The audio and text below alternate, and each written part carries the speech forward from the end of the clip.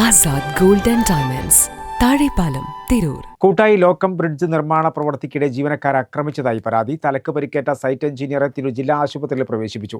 വ്യാഴാഴ്ച രാവിലെയാണ് നിർമ്മാണ സ്ഥലത്ത് വന്ന് ആക്രമിച്ചതെന്ന് സൈറ്റ് എഞ്ചിനീയർ പറഞ്ഞു. കൂട്ടായി ലോക്കം ബ്രിഡ്ജ് നിർമ്മാണത്തിന്റെ സൈറ്റ് എഞ്ചിനീയറായ കർണാടക സ്വദേശി സിദ്ദീഖിനാണ് മർദ്ദനമേറ്റതായി പരാതിയുള്ളത്. മർദ്ദനമേറ്റ സിദ്ദീഖ് തിരൂർ ജില്ലാ ആശുപത്രിയിൽ ചികിത്സയിലാണ്. വ്യാഴാഴ്ച രാവിലെയോടെയാണ് നിർമ്മാണ സ്ഥലത്തെത്തി ജീവനക്കാരെ മർദ്ദിച്ചത്.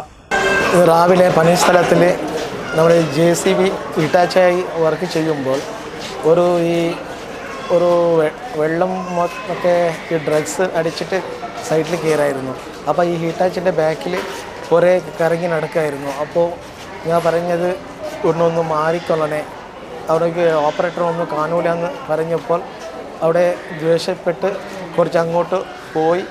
എന്നിട്ട് അവിടെ സൈറ്റിലുള്ള റോഡ് കൊണ്ട് ഇടിച്ചതായിരുന്നു.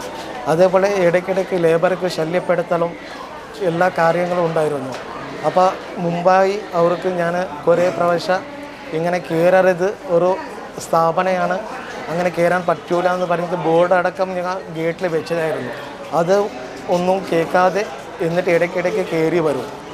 എന്നിട്ടാണ് ഇന്ന് രാവിലെ വന്നപ്പോൾ ഇങ്ങനെ സംസാരം ഉണ്ടായപ്പോൾ എനിക്ക് ഒരു റോഡുമായി അടിച്ചതാണ്. ഇതാണ് കാര്യം. സംഭവത്തിൽ പോലീസ് കേസെടുത്ത് അന്വേഷണം ആരംഭിച്ചു.